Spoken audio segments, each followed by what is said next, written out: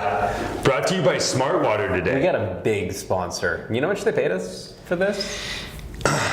Probably $275 at the airport. Yeah. Which you paid them. I paid them. I am paying Smart Water to sponsor this episode of That's Healthy, Right? And you went Smart Water, so it's probably ridiculously expensive at the airport. I think it was like $7. Yeah. That's why I didn't eat last night. Oh, got it. But you're definitely way smarter today. I noticed that about you.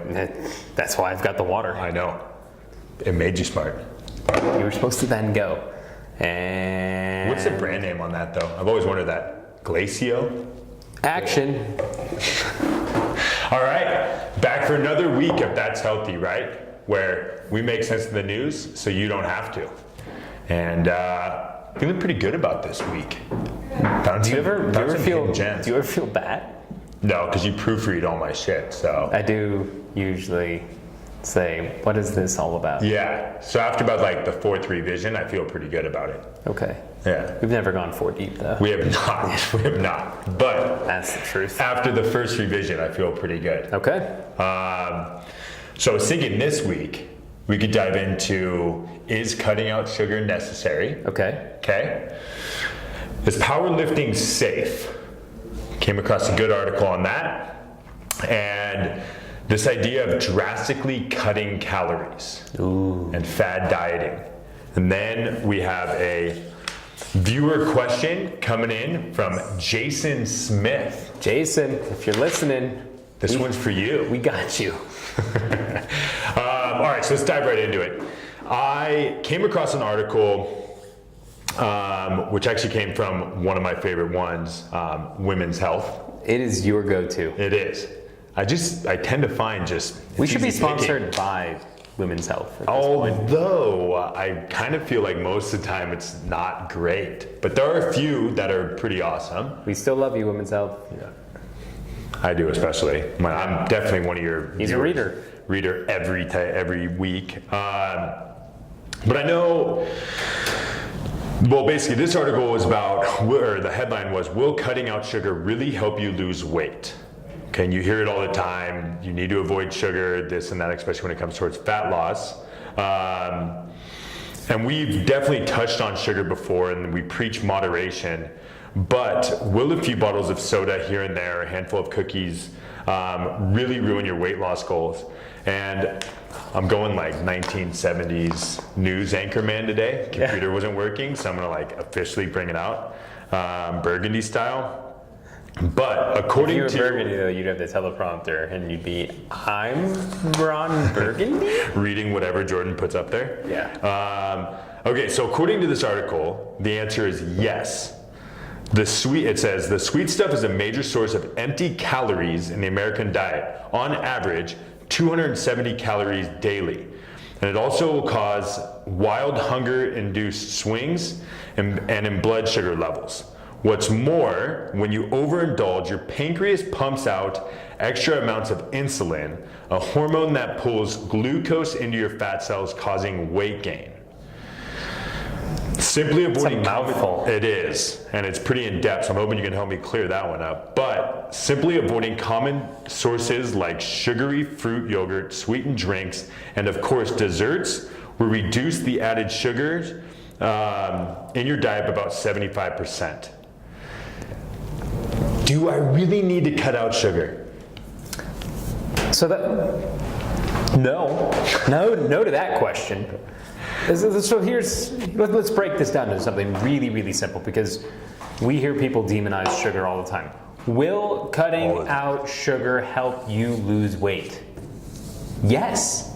The same way that cutting out almost anything that causes you to maybe eat excess calories or take in too much or cause you to crave other foods, which sugar definitely does. Like, listen, like the idea of a sweet tooth is very real. You have sugar, it makes you crave more of it. It's not what they call a hyper-palatable food, AKA I eat some, gimme more because it tastes so freaking good. So the question isn't like, will cutting out sugar help you lose weight? Because it will, for a variety of factors. One, the foods that you are eating are now being removed, so you're taking in fewer calories. Two, if these foods make you crave more foods that it leads to, it's a trigger to overeating, that's a problem. Do you need to cut out sugar is a completely different question, because sugar is not inherently more evil, say, than any other type of calorie. It does have other biological processes. Eating protein, for instance, is more metabolically active than sugar, but it's not a black and white situation. To me, it is an understanding yourself that if sugar is the problem, as in I eat more sugar, I want more sugar, all I do is crave sugar, like if you know that that is your current battle, then yes, cutting back on sugar or even temporarily eliminating it is going to make it better. However, if that's not your problem, like if you're busy eating 6 ribeyes a day and you're probably just taking in way more calories than you should and you're not a big sugar eater, needing to remove it isn't going to fix it. Not to mention, there are so many foods that are good for you, like fruit, which we've talked about before on the show, that contain sugar that isn't necessarily the reason why you are fat. So removing sugar, yes, it does cause weight loss. Do you have to completely remove it, go to that complete restriction? No, and oftentimes for people it's a bad idea, because when you fully restrict and you do desire these foods, what ends up happening is that you binge, you fall off the wagon, and you complete this repetitive cycle, which is why we talk about building an infrastructure that allows you some leeway to have some sugar within almost like a controlled situation, but not making it go out of control. Someone's having a lot of fun next door. Sorry, you lost me at 6 ribeyes a day. Is that you? I was just totally craving it now. All right. So are we done? But We can go. Ribeye time? wait.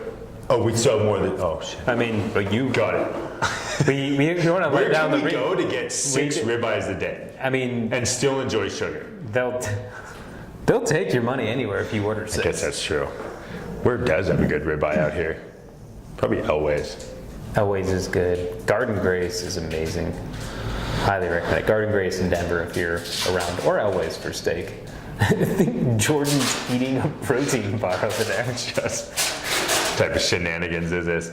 Okay, so let's jump into powerlifting, because this is something that. So we dove in to sugar, and now we're jumping in to powerlifting. And we're gonna skip into 7 reasons you'll never lose weight on a fad diet. Wow. But we're gonna jump first. Okay, we're jumping into powerlifting. And this is something that you see all the time in the gym, where I would say a lot of these powerlifting moves are very advanced. All of them. And unless you get the proper training, they can be very dangerous. And I came across an article from Men's Health, primarily where they're interviewing trainer Todd Bumgardner.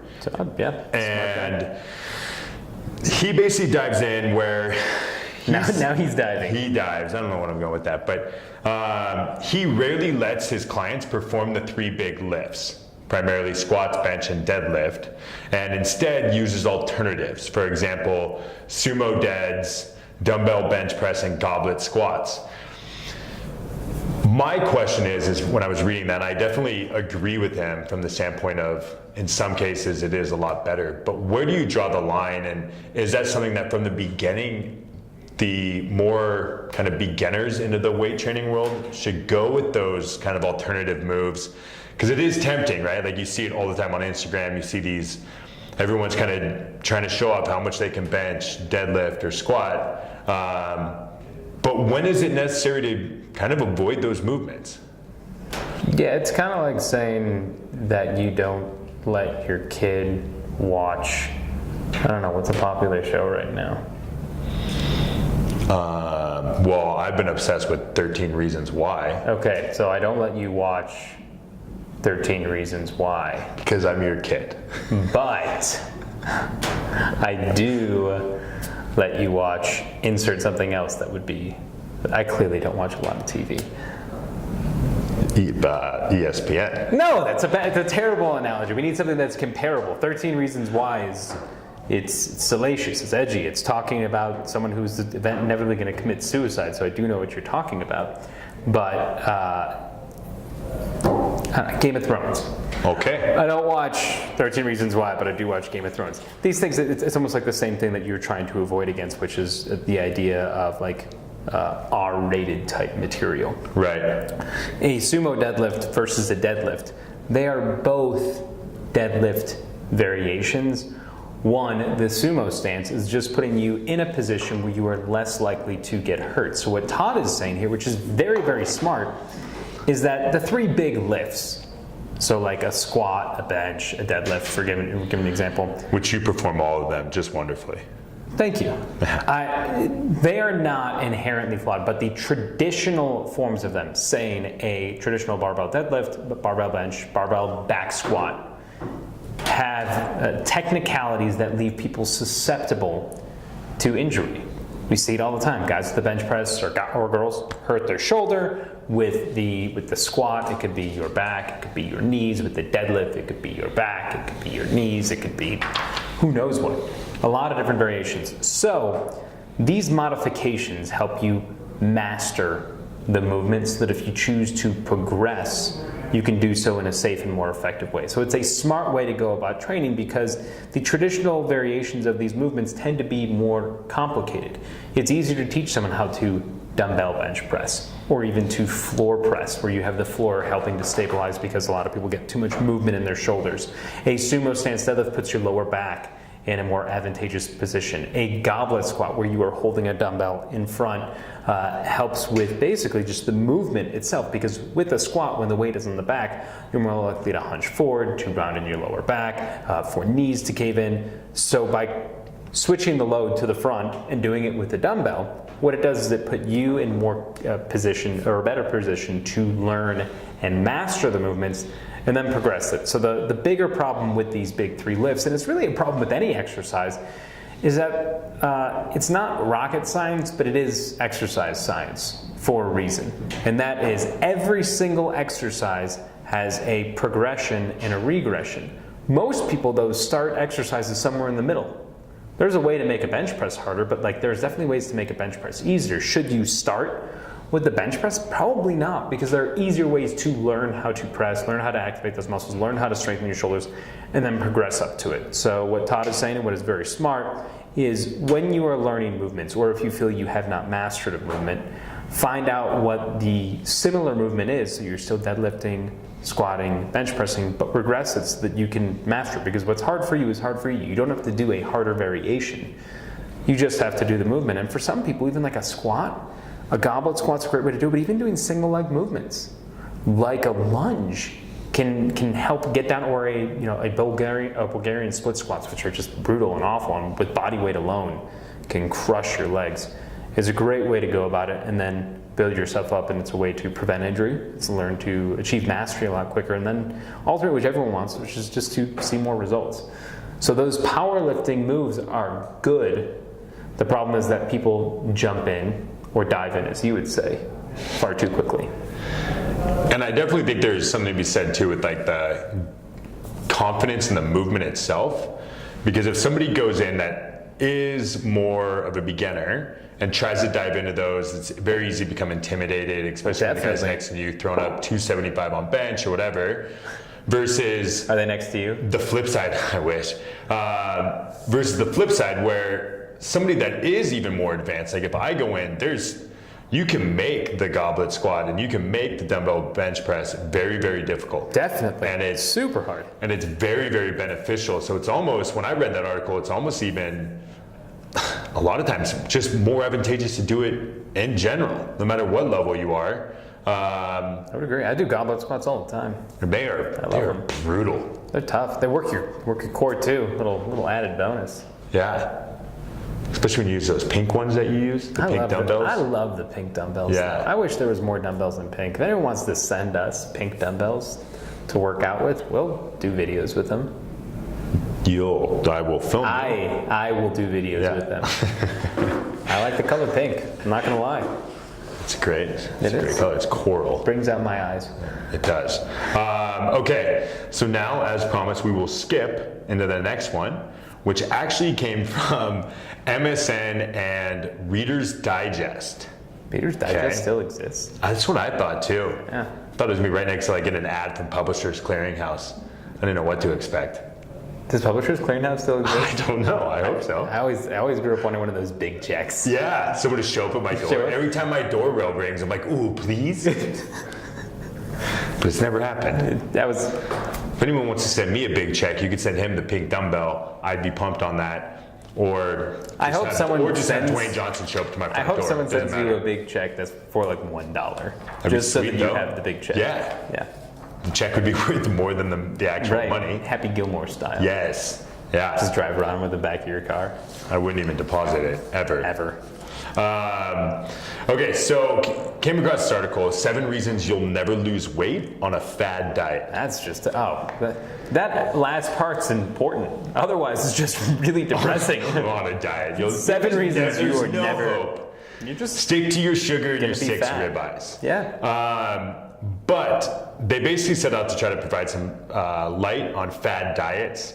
And I knew I was hooked when it basically said, we hate to break it to you, but if a diet sounds too good to be true, it is.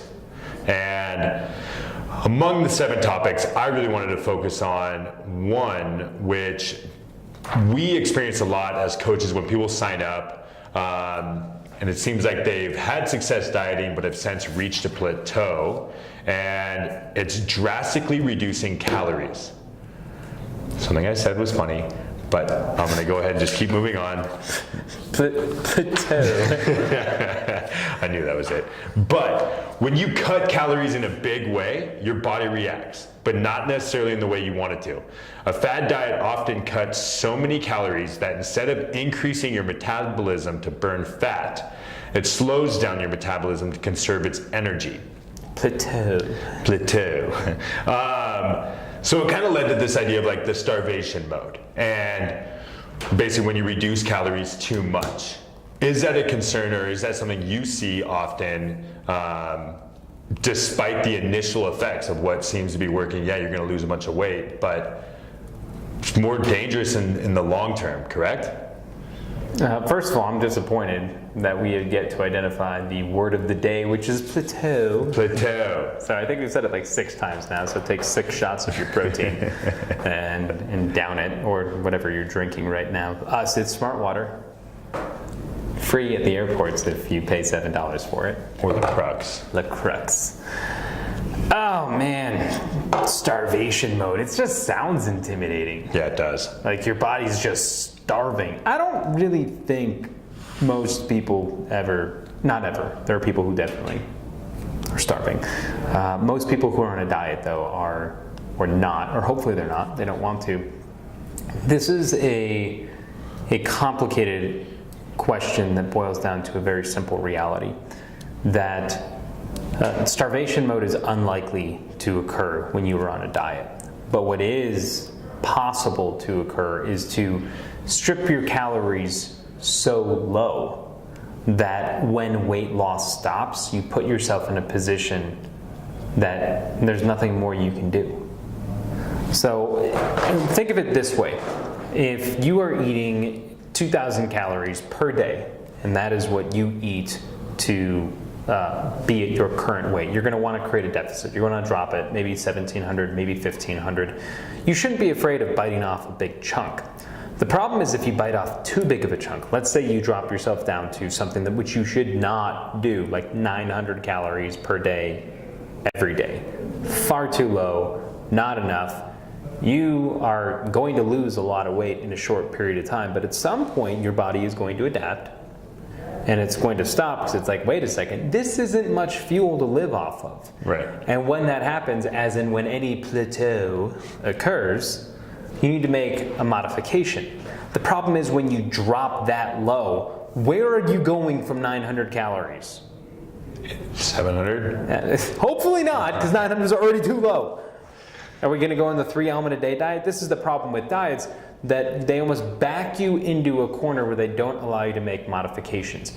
Plateau is a part of every single diet. We've talked about this before because of this idea of set point theory. At some point, weight loss or weight gain is going to stop, and it doesn't mean the program has stopped working. It means that your body is readjusting, recalibrating, resetting, and then getting ready for its next weight loss or weight gain.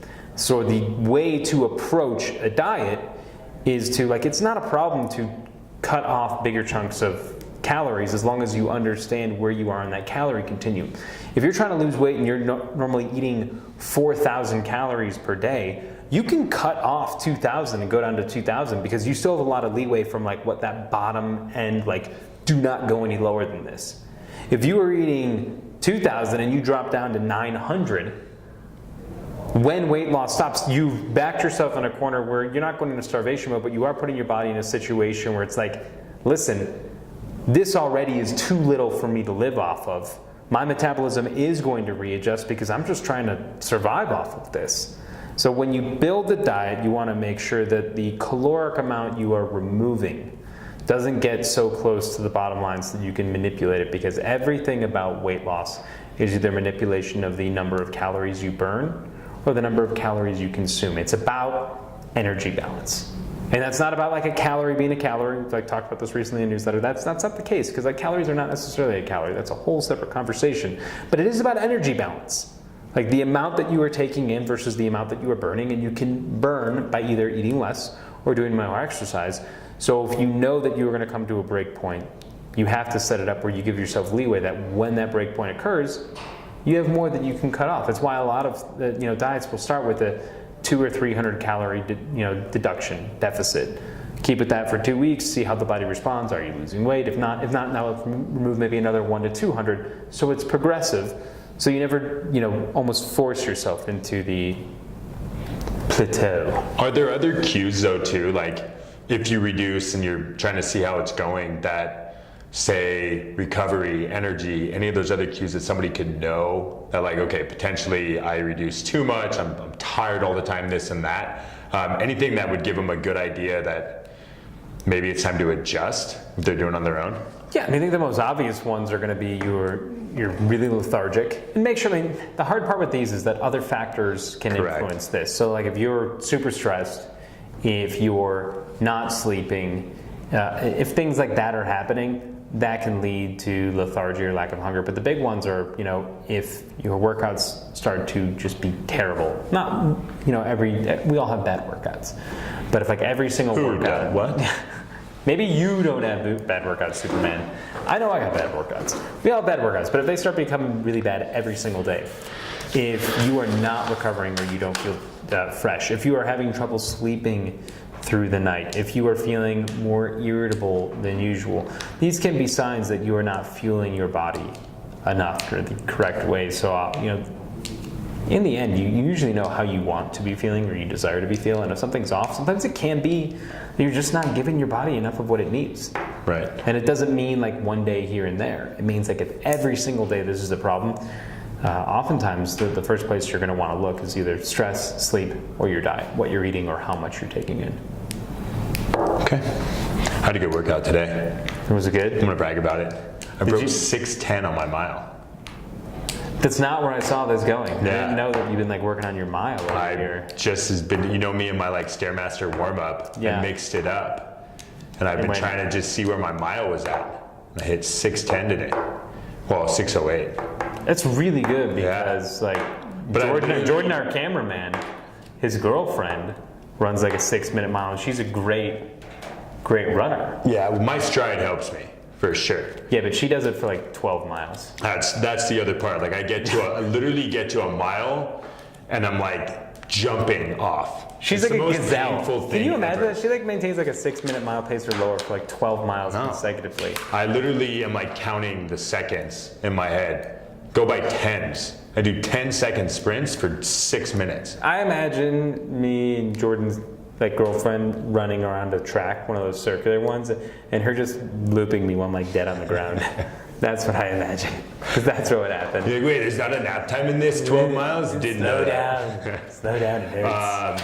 Okay, time for the viewer question. Yes, we finally got there. All that patience paid off. Now, I will say, Jason, I may butcher this first sentence because you didn't use a comma, so I'm trying to figure out exactly what you mean by this. But he wanted to say, first off, before saying anything, let me say I'm a huge fan, dude. Engineering the Alpha changed my life. He's a huge fan, dude? Huge. I don't know if he's like literally a gigantic fan, dude. Or just like he's like a fan, dude. Yeah. But either way, he's a huge fan, dude. Engineering the Alpha changed his life. Thank you. That's amazing. Yeah. Good job for you. Secondly, you didn't mention anything about me, so I'll just put that out there. You didn't write the book. I've done other things. You have. I have, and he hasn't mentioned any of it. But anyways. Maybe he's going to write and say congrats on your 6:10 mile. Second, I have been fasting for 16 hours every day for 5 months and have got great results. But I feel like the effect is getting weaker and have stepped it up to 20 hours a day. Is that bad for building muscle and losing fat? Thank you, Adam. You're the man. Clearly forgot the woman, but I'd be happy to be the woman. Women are superheroes. They can give birth to children and they're freaking awesome. Thanks, man. You're not a woman, though. So what do you think about that? It sounds, I don't know, I'd like to get your thoughts on this. Yeah. So Because he's now eating for 4 hours a day. I like when he's like, is that bad? It reminds me in the old school when, I only know him as Stifler. Like, he's with Will Ferrell's character. Stifler's in old school? Oh yeah, he's there. He like brings the animal to Beanie's kid's birthday. It's been a while. I don't remember this. And then like Will Ferrell's playing with the dart gun and he shoots himself in the neck and he's like, oh my god, you shot yourself in the neck. He's like, oh no, is that bad? He touches his neck, and that's kind of like what this is right now. I'm fasting 20 hours. Is that bad? It's not bad per se, but I don't really think it's gonna give you the desired effect. Let's just be honest about what fasting does and does not accomplish. Fasting is not superior for fat loss because you are fasting. Fasting has many benefits on the cellular level, on health, against helping to potentially reduce the likelihood of certain diseases that occur during life, whether they're diseases of your brain or diseases of your heart or your arteries. There is some good potential research showing that it might help reduce the likelihood, because nothing can completely prevent that, unfortunately. What fasting doesn't do is create a more superior model of fat loss from a physiological standpoint. And by that I mean, if you were eating the same number of calories in a day as someone who is not fasting, your fat loss will be equal, assuming you're doing the same workouts and everything else. And there was some new research that looked at that fasting is a tool to help with weight loss because it shrinks an eating window.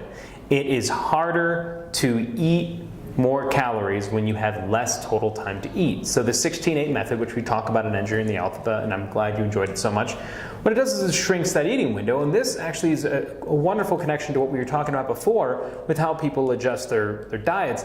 The effectiveness of your diet has not stopped because you need to make it a bigger fasting window. If you went by that logic, next thing you know, you're going to be going 3 days without eating. Don't do that. What's happened is that you either need to burn more calories through how much or what the composition of what you're eating, or through exercise. And like we said, that plateau is natural, so you don't need to extend fasting thinking that bigger fasting window is going to adjust. It's understanding that if you are trying to manipulate your body composition, that is less fat, more muscle, this is going to be dependent on the workouts that you do and the exercise that you do, or maybe even extra movement. Some people find that when weight loss plateaus, if you do, there's that word again, take another shot of protein. If you do let's say you work out 3 to 4 times a week, let's say that you are eating a diet consistent of 1,800 calories, if you were to add in and make sure you get 10,000 steps per day, that could be the type of thing that pushes you over the edge and helps get weight loss going again. And it's just going for walks. I personally am terrible at doing 10,000 steps a day. I looked at my little iPhone recently because I was in Tennessee at this awesome event at Blackberry Farm, which is amazing if anyone has a chance to go there. And I led this hike and bike ride, and I was really curious about how many steps I had, and I had 40,000 steps that day. And I was like, holy cow, that's amazing. Until I looked at every other day, there was 3,000 steps, and I was like, oh my goodness, I'm like a sloth. It's terrible. So that a little bit extra movement can do it. So if you want to extend your fasting period, you can, hypothetically, but I don't think it's going to solve the problem. It's not what's wrong with the diet. And if you're trying to gain muscle, having a 4-hour eating window is not ideal, because gaining muscle is a byproduct of maximizing muscle protein synthesis and minimizing muscle protein breakdown. And that occurs through multiple ways, but what you need to know is that you can maximize your muscle protein synthesis by eating every 3 to 5 hours roughly. So if you're looking to maximize that muscle gain, if you're only eating, say, one meal within that 4-hour period. Glad you like the book. Stay patient with the process, but no need to fast longer. Enjoy your eating window. Go back to the 16 and 8. Go back to it. This feels like deja vu. All right, well, that wraps up another episode of That's Healthy, right? And we will be back next week, or in our world, a couple minutes from now, and with another episode for you. You guys have a great week. I'm going to wear my hat backwards on the next one. Me too. Yeah. Thanks, guys.